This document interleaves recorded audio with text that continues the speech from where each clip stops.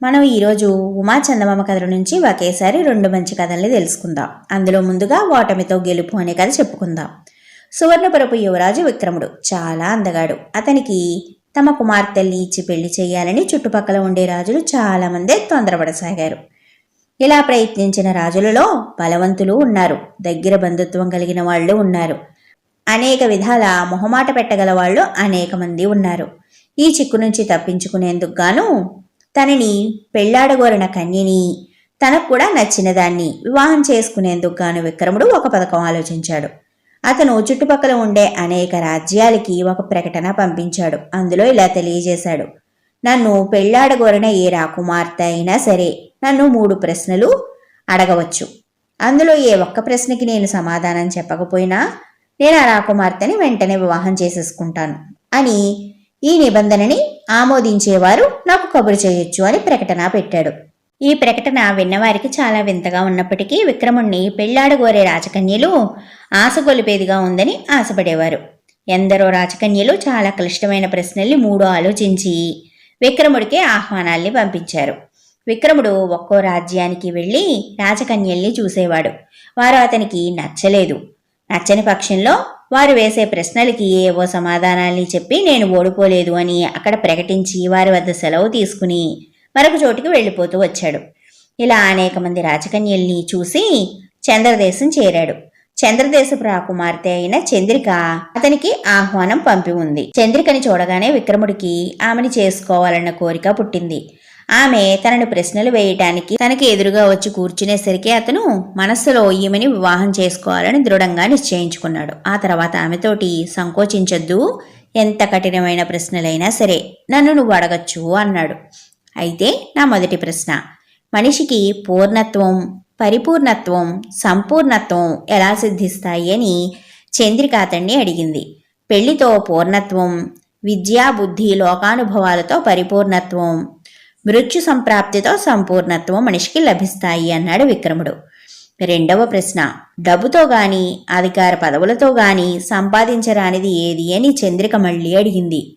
అలాంటివి ఎన్నైనా ఉన్నాయి, వాటిలో మచ్చికి 1-2 ఉదాహరణల్ని ఇస్తాను అంటూ ఆవు పొదుగు నుంచి పితికిన పాలు తిరిగి మళ్లీ పొదుగులోకి పంపించడం సాధ్యం కాదు, వండిన అన్నాన్ని బియ్యంగా మార్చడం అసాధ్యం అన్నాడు విక్రముడు.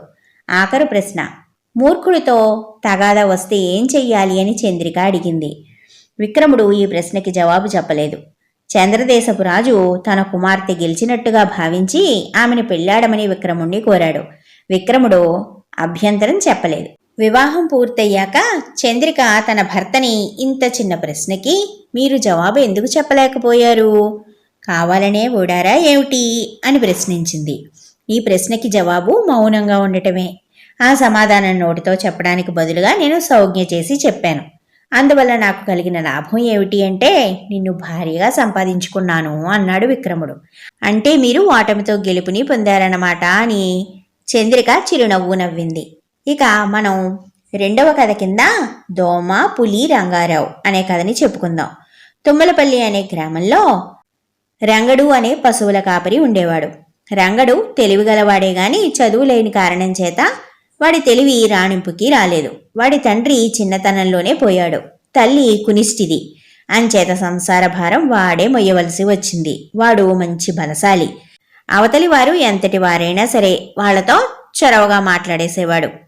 ఈ రంగడికి 20 ఏళ్లు వచ్చేదాకా కూడా తన తోటి పశువుల కాపర్లందరూ కూడా రంగడిని సరదాగా దోమ, పులి, రంగడు అని పిలిచేవాళ్లు. ఎందుకంటే వాడికి దోమల్ని చంపటం ఒక సరదా. ఇలా ఉండగా విజయనగరం చుట్టుపక్కల ఉండే అడవులలో ఒక పెద్ద పులి ప్రవేశించి రోజు పశువుల్ని చంపుతూ రాసాగింది. రాజుగారు దాన్ని వేటాడడానికి ఎన్నోసార్లు అడవులకి బయలుదేరారు. కానీ దాని జాడ ఆయనకి చిక్కలేదు. అంచేత ఆయన పులిని చంపిన వారికి బహుమానం ఇస్తానని ప్రకటించాడు. ఈ ప్రకటన తుమ్మలపల్లి చేరినప్పుడు రంగడి మిత్రులు రంగణ్ణి ఆట పట్టిస్తూ దోమ, పులి, రంగా నువ్వు పెద్ద పులిని పట్టరాదు అని ఆట పట్టించడం మొదలుపెట్టారు. పైగా నీకు పెద్దపులి రంగారావు బహద్దూర్ అనే పేరు కూడా వస్తుంది అని వేళాకోళం చేశారు. మిత్రులు ఇలా పరాజకాలాడేసరికి రంగడికి తన బుద్ధిలో మరొక ఆలోచన కలిగింది. వాడు తన తల్లికి తప్ప ఇంకెవ్వరికి ఏం చెప్పక ఒకనాటి రాత్రి విజయనగరానికి బయలుదేరి వెళ్ళాడు. వాణ్ణి కోట ద్వారం దగ్గర కాపలా వాళ్ళు ఆపేసి ఎవరు నువ్వు ఎందుకు వచ్చావు అని అడిగారు. దానికి రంగడు నేను పెద్ద పులిని చంపగలను, అంచేత నన్ను రాజు దగ్గరికి తీసుకువెళ్లారు అంటే నేను రాజుగారితో మనవి చేసుకుంటాను అన్నాడు. వెంటనే వాళ్ళు రంగడిని దగ్గర పెట్టుకుని రాజు దగ్గరికి తీసుకుపోయారు. మహారాజా నన్ను దోమపులి రంగారావు అంటారు. నేను ఇదివరకు చాలా జంతువుల్ని చంపి ఉన్నాను. తమరు అనుమతిస్తే పెద్ద పులిని చంపగలను అన్నాడు రంగడు రాజుగారితో. మంచిదే, కానీ పులిని చంపదలిచిన వాడివి అడవికి పోక ఇక్కడికెందుకు వచ్చావు అని రాజు అడిగాడు.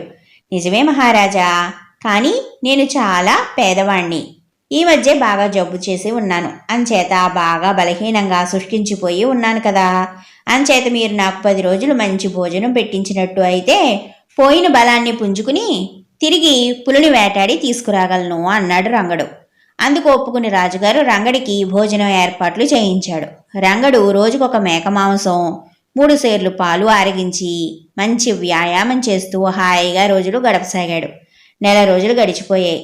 రంగడి ఇంకా పులివేటకి ఎందుకు వెళ్లలేదో కనుక్కోమని రాజుగారు కబురు చేశారు. నాకు ఒక తుపాకీ, కొన్ని తోటాలు, కొంత డబ్బు ఇప్పిస్తే వెంటనే బయలుదేరదాము అనుకుంటూ ఉన్నాను అని రంగడు రాజుగారికి తెలియపరిచాడు. రాజుగారు ఏమాత్రం ఆలస్యం చేయకుండా రంగడు కోరినవన్నీ ఇప్పించాడు. రంగడు బయలుదేరి ఎవరికీ తెలియకుండా రాత్రివేళ తన ఇల్లు చేరి మనం ఈరోజు ఈ ఊరు నుంచి మరో ఊరికి వెళ్ళిపోవాలి, వెంటనే బయలుదేరు అని తల్లితో చెప్పాడు. వెంటనే తల్లి కుండలలో అన్నం, పెరుగు, పాలు, నీళ్లు పెట్టి కుండలు దొంతి నెత్తిన పెట్టుకుంది. రంగడు తన తుపాకీ, దాంట్లో తోటాలు, కత్తి, గొడ్డలి తీసుకున్నాడు. ఇద్దరు కలిసి అక్కడి నుంచి బయలుదేరారు. తెల్లవారేదాకా వాళ్ళు అడవిలో ఒక చెట్టు మీద ఉండి తర్వాత మరొక గ్రామానికి పోదామని అనుకున్నారు. ఒక పెద్ద మర్రి చెట్టు కనబడింది. విస్తారంగా ఉన్న ఒక కొమ్మ మీద తన తల్లిని కూర్చోబెట్టి తల్లి నెత్తిన ఉన్న కుండల దొంతిని ఆ కొమ్మకే వేళ్లాడగట్టి రంగడు మరొక కొమ్మని ఆశ్రయించి కూర్చున్నాడు. దైవీకంగా పెద్ద పులి అటుగానే వచ్చింది. చెట్టు మీద మనుషులున్నట్టు పసిగట్టి అది చెట్టు మీదకి ఎగరడానికి గాను ప్రయత్నించింది. అలా ఎగురుతూ ఉండడంలో పెద్ద పులి తలకి కుండల దొంతి తగిలింది. కుండలు ఒక పక్కగా ఒరిగి పెద్ద పులి నెత్తిన పడ్డాయి. ఇదే మంచి అవకాశం అనుకునే రంగడు పులిని తుపాకీతో కాల్చిపోయాడు. కాని ఇంతలోనే రంగడి తల్లి భయంతో కొమ్మ పట్టు తప్పి తిన్నగా పులి మీద పడింది. ఆ పాటికి పులి బెదిరి అక్కడి నుంచి పరిగెత్తుకుంటూ పోయి సమీపంలో ఉన్న పాడుబడ్డ నూతిలోనూ పడి గట్టిగా బొబ్బరించడం మొదలుపెట్టింది. రంగడి తల్లి నేలపై స్పృహ లేకుండా పడిపోయింది. పులి గాండ్రింపు వినిపిస్తూనే ఉంది. అది బావిలో పడిందని తెలియక రంగడు చెట్టు దిగి రావడానికి సాహసించలేకపోయాడు. చివరికి తెల్లవారిపోయింది. వాడు చెట్టు దిగి బావి దగ్గరికి వెళ్లి తుపాకీతో పులిని చంపేశాడు. తర్వాత వాడు పక్క గ్రామానికి వెళ్లి బండి తెచ్చి పులిని దాని మీద వేసుకుని విజయనగరం వెళ్లి రాజుగారి దర్శనం చేసుకున్నాడు. పులిని చంపినందుకు రాజుగారు చాలా సంతోషించి రంగడికి ఒక గ్రామం ఇనాముగా ఇచ్చేశాడు. రంగడికి తల్లికి మంచి మంచి కానుకలు కూడా ఇచ్చేశాడు. దానితో పాటు నిజంగానే రంగడు కాస్త దోమపులి రంగారావు బహద్దూర్ అయి కూర్చున్నాడు. తనని హేళన చేసిన స్నేహితుల దగ్గరే జీవితాన్నంతా సుఖంగా వెళ్ళబుచ్చాడు. కథ కంచికి మనం ఇంటికి. ఈ కథ మీ అందరికీ కూడా నచ్చింది అనుకుంటూ ఉన్నాను. మా కథని లైక్ చేసి షేర్ చేసి కామెంట్ చేయండి. మీరు కనుక ఇదే మొదటిసారిగా ఉమా చందమామ కథల ఛానల్ చూస్తూ ఉన్నట్లయితే మా ఛానల్ సబ్స్క్రైబ్ చేసుకుని పక్కనే ఉన్న బెల్ ఐకాన్ యాక్టివేట్ చేసుకుని మమ్మల్ని సపోర్ట్ చేస్తారని ఆశిస్తూ ఉన్నాను. ఈ రోజుకి కథ కంచికి మనం ఇంటికి. మనం తిరిగి మరొక మంచి చందమామ కథతో మళ్ళీ కలుసుకుందాం.